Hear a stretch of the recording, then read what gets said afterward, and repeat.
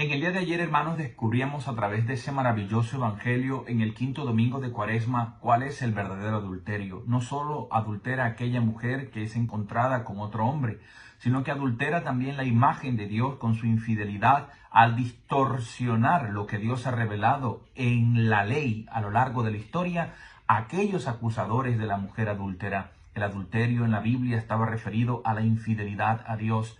Por tanto, ellos están utilizando a aquella mujer adúltera como una cosa en función de conseguir su propio beneficio, porque lo que buscaban era sobre todo usar la misma ley contra aquel que es el autor de la ley, que es nuestro Señor, nuestro Dios, que se ha encarnado ahora en su Hijo amado Jesucristo. Ellos son adúlteros porque al enjuiciar, al juzgar a una pecadora, ponen en evidencia también su adulterio del verdadero rostro e imagen de Dios. Y allí aparece entonces Jesús como el supremo juez, ejerciendo misericordia sobre una mujer que estaba avergonzada porque había sido puesta en evidencia su pecado. Al final Jesús le dice, escuchamos en el evangelio de ayer, mujer, ¿quién te ha condenado? Ninguno me ha condenado, Señor, tampoco yo te condeno. No habla del perdón, habla solamente de que Jesús no emite una condena, porque esta mujer ahora debe iniciar su propio camino hacia ese perdón a través del arrepentimiento. ¿Cómo no arrepentirse después de recibir una manifestación tan extraordinaria de amor y de misericordia? A lo mejor la vida de esta mujer cambiaría de una vez y para siempre. Esto lo digo para que podamos entender el mensaje que nos trae la palabra de hoy y que vamos a desarrollar durante esta semana, mientras llega ya la Semana Mayor, la Semana Santa. Hoy aparece, hermanos, como introducción el tema de la luz para justificar o legitimar el testimonio que Jesús da de sí mismo. Dice en el Evangelio de hoy, Juan capítulo 8, del 12 al 20, y dijo Jesús, yo soy la luz del mundo, el que me siga no caminará en tinieblas o oscuras, sino que tendrá la luz de la vida. Al oír esto, los fariseos dijeron, estás dando testimonio de ti mismo, por tanto, tu testimonio no tiene valor. Jesús le contestó, aunque doy testimonio de mí mismo, mi testimonio es válido, porque sé de dónde vengo y a dónde voy. Ustedes, en cambio, no saben ni de dónde vienen, no saben ni de dónde vengo ni a dónde voy. Ustedes juzgan con criterios mundanos. Yo no juzgo a nadie, pero si lo hiciera, mi juicio es válido, porque no soy yo el juez, sino que también, porque no soy yo solo el juez, sino que también está conmigo el Padre que me envió. En la ley de ustedes está escrito que el testimonio dado por dos testigos es válido. Pues bien, un testigo a mi favor soy yo mismo, pero también da testimonio a mi favor el Padre que me envió. Ellos le preguntaron, ¿dónde está tu Padre? Jesús le contestó, ni me conocen a mí ni conocen a mi Padre. Si me conocieran a mí, conocerían también a mi Padre. Jesús dijo esto cuando estaba enseñando en el templo, en el lugar donde se encuentran las alcancías de las ofrendas, o también conocido como el arca del tesoro. Palabra del Señor, gloria a ti, Señor Jesús. Entonces, aparece el tema de la luz introduciendo el testimonio que Jesús da de sí mismo. Cuando estamos en un juicio y aparecen los testigos, aportan luz a lo que se está juzgando. Jesús dice, yo soy esa luz del mundo. Y inmediatamente hay unas personas que se oponen a Jesús de nuevo, que son los fariseos, que no aceptan este testimonio. Pero el Señor continúa hablando y dice que el testimonio que da es verdadero. ¿Por qué? Porque lo confirma su Padre. En días pasados habíamos escuchado que Jesús dice que su testimonio lo confirman y lo apoyan, en primer lugar, el Padre Dios, la predicación de Juan el Bautista y las obras que ha realizado para manifestar ese amor del Padre, la misericordia y por supuesto también la ley de Dios, las sagradas escrituras. Todo esto da testimonio de Jesús y manifiesta que su testimonio es verdadero. Ahora llegamos a otra nueva estancia, otro nuevo nivel de la disputa entre Jesús y sus adversarios, y es poner en evidencia que son personas que están ciegas, que viven en las tinieblas, que no pueden recibir esta luz. Esto manifiesta entonces, hermanos, que los fariseos en su acusación se equivocan, que los fariseos al acusar a Jesús hacen algo equivocado y por tanto su acusación es falsa.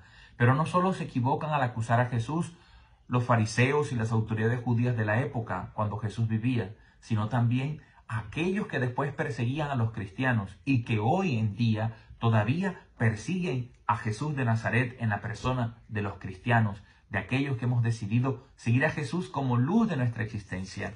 El tema de la luz aparece aquí como un escenario muy importante también para orientarnos y permitirnos conocer un sentido más profundo. Hemos dicho que el agua en la fiesta del Sukkot o la fiesta de las tiendas es una evocación a la palabra misma de Dios y a la presencia viviente del Espíritu de Dios, que les hace recordar a Israel que Dios no les ha abandonado, que Dios les daba agua en el desierto. Pero también está el tema de la luz, porque había una nube luminosa que acompañaba a Israel. Igualmente en las noches el fuego. Esta luz representa la presencia misma de Dios en medio de su pueblo. Y si Jesús está diciendo ahora en ese contexto de las fiestas del Sukkot que Él es la luz, pues Cristo está diciendo: yo soy esa Torá viviente, yo soy esa palabra de Dios viviente. Porque el Salmo 118 dice: lámpara es tu palabra para mis pasos, luz en mis senderos.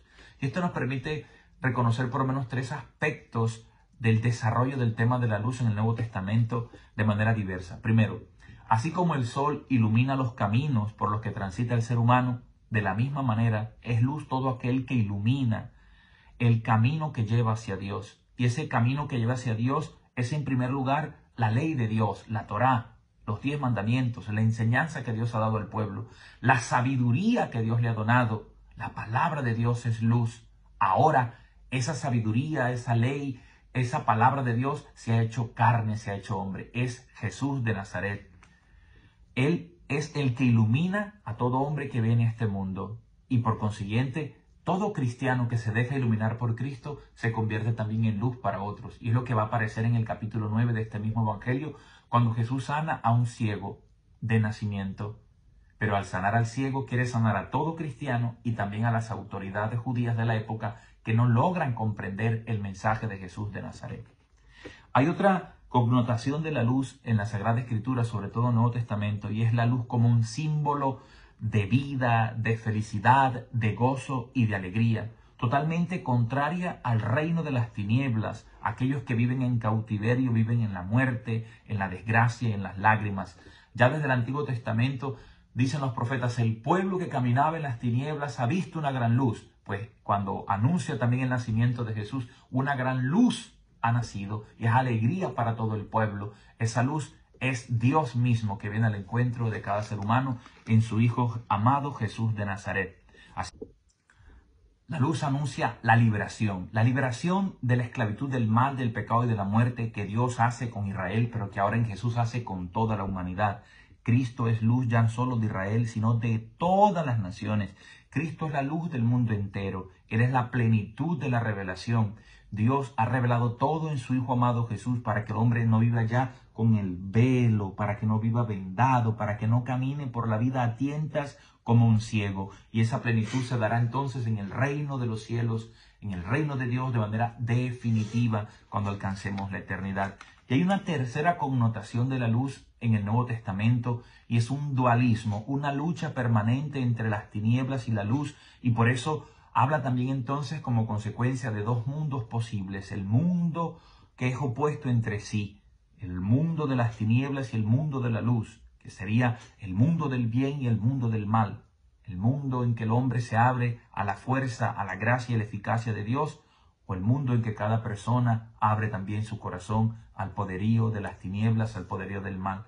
De tal manera que podemos ser hijos de la luz o hijos de las tinieblas. Y eso se nota a partir de el creer o el rechazar. Estos que hoy rechazan a Jesús se ponen de parte, incluso creyendo que están de parte de Dios, se ponen de parte de aquel que ha rechazado a Dios. Es decir, el ángel que era de luz y que rechazó revelándose al Padre Dios. Se ponen de parte de Satanás, de parte de las tinieblas.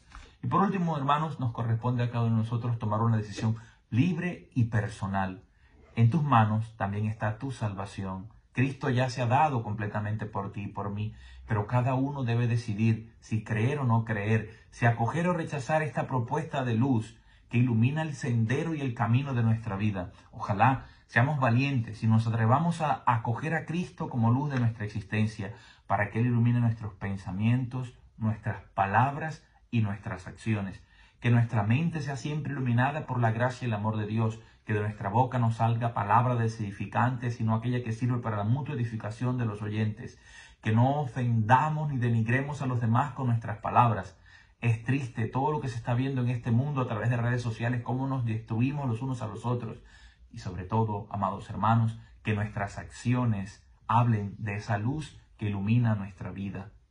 Cristo lo ha dicho: yo soy la luz del mundo, y el que me sigue no camina en tinieblas. Y para cerrar, para terminar, nos dice el texto bíblico en el versículo 20 del capítulo 8 de San Juan, que Jesús dijo todas estas cosas ubicado en una parte concreta del templo, el lugar donde se encuentran las alcancías de las ofrendas, el lugar del tesoro. Y es una advertencia para nosotros los líderes religiosos cuando damos más importancia al dinero y hacemos de la religiosidad un culto al dinero y convertimos la fe en un negocio mercantilista.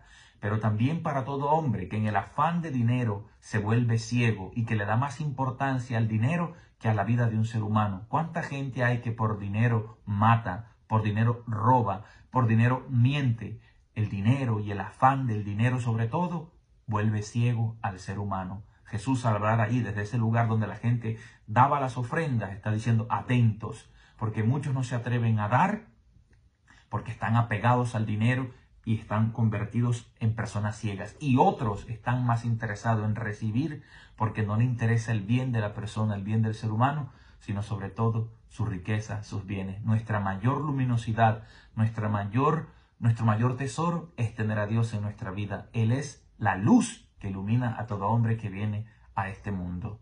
Que el Señor nos ayude, que el Señor nos bendiga cada día. Te invito a activar la campanita para que te suscribas y te lleguen también las notificaciones y nos ayudes a distribuir estos mensajes que puedan tocar muchísimos corazones y vivamos todos en la luz, que es felicidad, que es gozo, que es dicha, que es vida y es alegría infinita. En Cristo la vida es mucho más sabrosa. Juanca Mendoza. Ciao a tutti. Arrivederci.